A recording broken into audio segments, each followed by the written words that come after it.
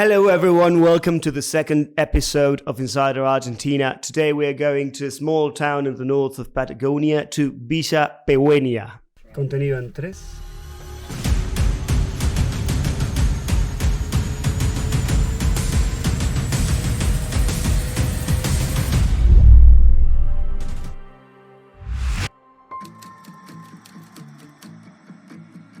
Villa Pehuenia is a small mountain village of the Andes, very close to the Chilean border.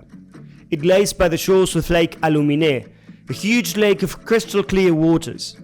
It's 400 kilometers west from Neuquén and 300 kilometers north from San Martín de los Andes. We, however, are driving from Cabiahue, as we're now heading south. Although the road is only 200 kilometers, it takes quite a while, as the first half is paved, but the other half is gravel. The first part is through the steppe, a huge plain bareland. Everything here feels remote and rough. As we drive south, we drive back into the mountains through a huge valley.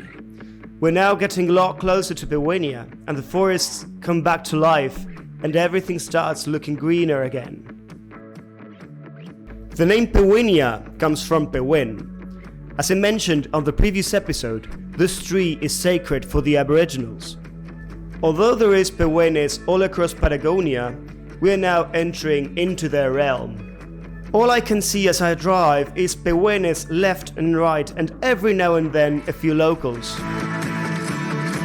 We finally arrived to Lake Aluminé, the first of the hundreds of lakes we are going to see all across Patagonia. The village is located on its shore and it stretches for 5 kilometers. It's only a few more kilometers down the road until we arrive to our hostel.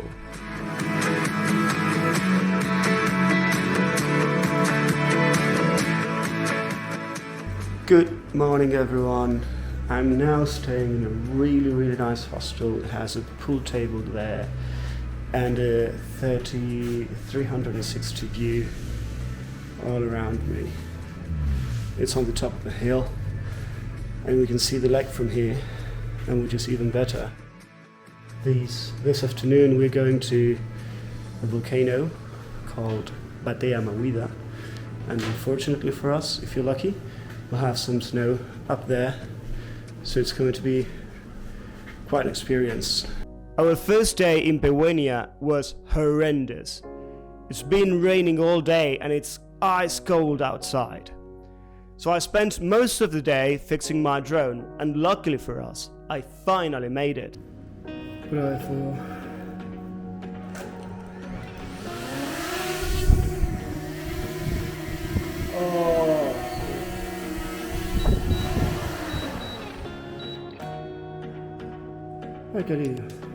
Our first destination in Villa Pehuenia is Mount Patagonia, a volcano just outside the city with a short hike and an incredible panoramic view. This area is administered by the Mapuche people, and there's a small fee we have to pay at the entrance.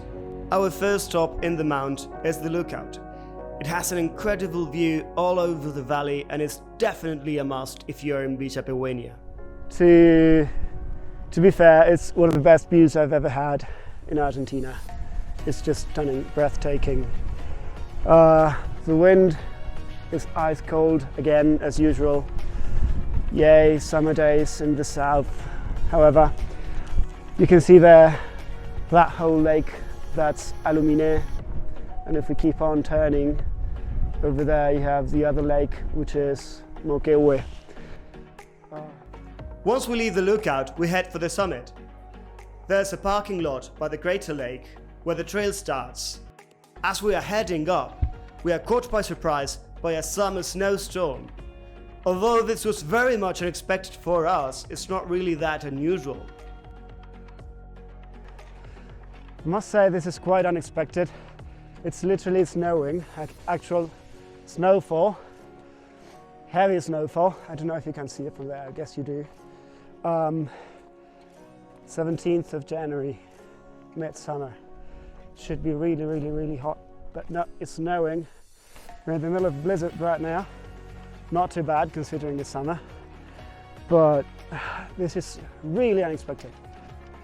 We'll just to stand in the snow, walk for a bit. We want to go all the way up there. That's the border with Chile. But I'm not sure if we are going to be able to make it considering the weather conditions. But I don't know if you can see that, but there's vapor coming out of the lake. Don't see that quite often. Actually, it's the first time I see that. The whole landscape reminds me a lot of my time in Ireland. It's really, really similar. Right everyone, we made it to the top. It's quite cold up here. Not sure how much, but maybe 0 Celsius.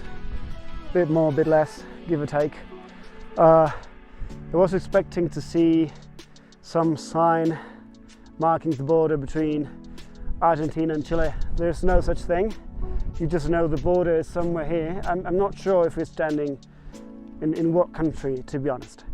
It's quite a view, quite spectacular. And in a clear day, you should be able to see many more peaks from here. You can see 2 or 3 of the Chilean volcanoes, the Lanín volcano, which is a very famous one, which is again in the border between the 2 countries. But because of the snowfall, we can't see any of those. The hike is not more than an hour, and even more, if you have a 4-wheel drive, you can drive yourself to the summit. Because of the weather, the view wasn't as good as we expected, but on the other hand, we had snow. Here's a picture of me with a little snowman.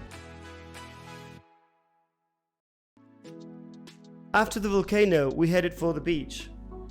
This small town is a huge summer destination. You can do kayaking, fly fishing, even scuba diving. There's hundreds of activities you can do at the lake. On these beaches we also have the Angostura. Angostura in Spanish means narrow place. This one in particular is the union of the 2 main lakes in the area, Lake Aluminé and Lake Moquehue, by a short river only a few hundred yards long. Beaches here are not sand or gravel, they are grass beaches. That makes it a perfect spot to have some mate and watch the sunset.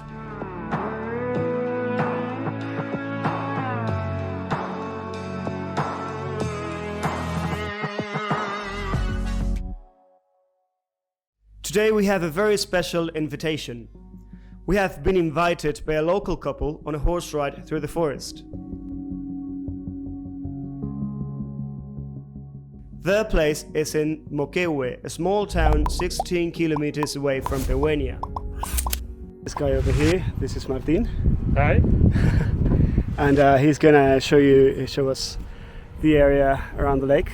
So I hope you enjoy it. We set on a 2-hour horse ride through the forest. We get a glimpse of sun every now and then as we are surrounded by the dense Andean vegetation. Well, we are now riding deep through the woods, and this is absolutely incredible, to be honest. You can see most of the common trees here that have very little to do with those on the northern hemisphere, although the weather is quite similar to mountain regions of North America or Europe. It's nothing compared to that. It's quite mystic to be out here, especially because of the araucarias or pehuenes. The natives consider them sacred trees because they used to feed on these. From the fruits, they have huge pines like the size of a small, like a pineapple or maybe a watermelon. So they're really, really big, and they used to eat those. And that's why they consider it sacred. That was their only food during most of the winter. And these trees are maybe 800 to 1,000 years old. And they're all over the place.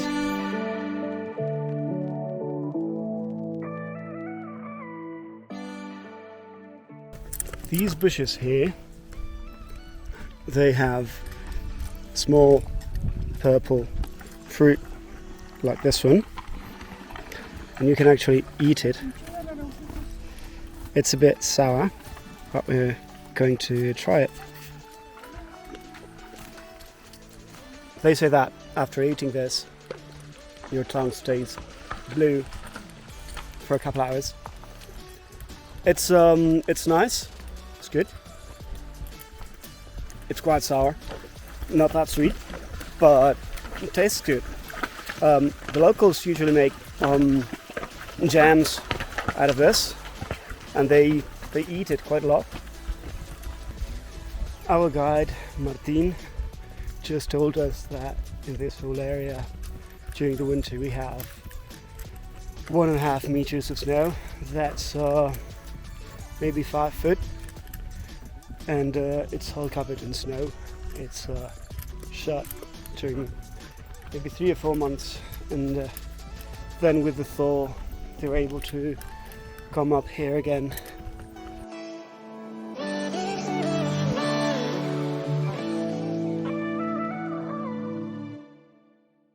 Hello everyone, we're here with Anna. She runs this beautiful place together with his husband. So she's going to tell us a little bit about what they do here and the history of this place. So Anna, if you want to tell us a little bit about the activities you do here. Okay, we do horse riding expeditions. We have like 3 or 4 opportunities on different trails we can do. The one we do usually every day is an hour long. It's the one you've been on. Yeah. And then we have another one that is 2.5 hours, and a one that's a whole day. Yeah, exactly. So we have a picnic on the trail. That's really. And then we're trying to organize one that is 6 days long. We've done that one before, some years ago. No, so you have my number. You should call me for that. Yeah. Yeah. That's the best. I'm definitely signing in. Yeah. Okay. What we do really here in the area, we have lots of nature. There's no one on all our trail, so it's really enjoyable as we go through typical forest. We have these beautiful monkey trees. We're just here in the shade of one, and the vegetation is incredible. We go past lakes, rivers, streams, and our horses are really tame and beautiful. Good, good. And how long have you been here in the area? We started here 18 years ago. 18 years. Yes. With the horse ridings. Exactly. With the horse ridings, we also do hippotherapy, which is for disabled people, and we also have some horse riding lessons for kids in the area.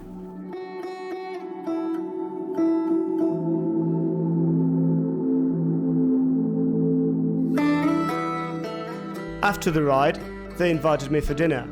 We are having Patagonia's most famous dish, grilled lamb.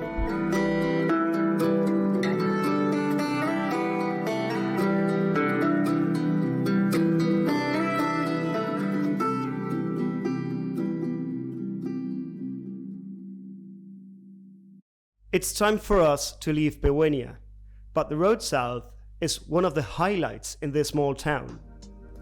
We are heading south through Circuito Pehuenia, or the Pehuenia Circuit, a 60-kilometer long scenic road with several lakes, countless rivers, all surrounded by Pehuen forests and of course the mighty Andes.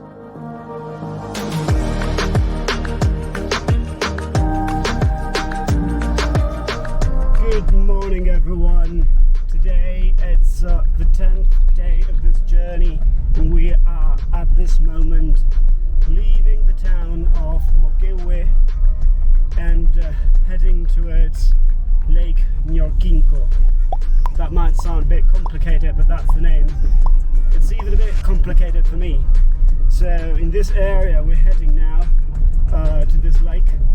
We have a few highlights on the road, these being the Impodi mountain, which is particular because apparently the mountainside is quite silvery. It's a different color from the mountains on the area, and I'm not sure where we'll spend the night tonight, but probably in Ñorquinco itself, which doesn't have any proper accommodation, so we might camp in one of the camping areas, which it wouldn't be very bad because days ago. Now the sun is shining and it's very, very hot back in Patagonia again. So it should be a great night for camping.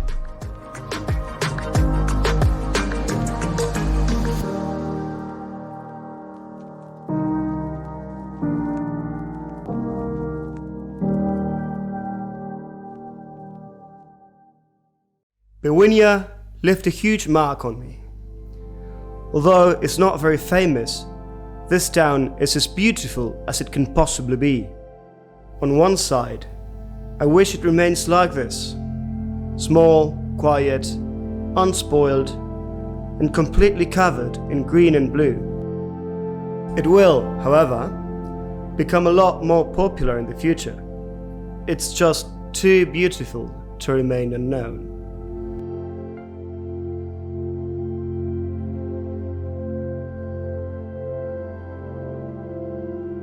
Thank you guys for traveling with me. If you have any suggestion or question, you can leave it in the comments. Don't forget to subscribe and hit the like button. It would really mean a lot for me. If you want to see more content like this, I'll leave my social networks in the description. Thank you very much for watching and see you in the next episode of Insider Argentina.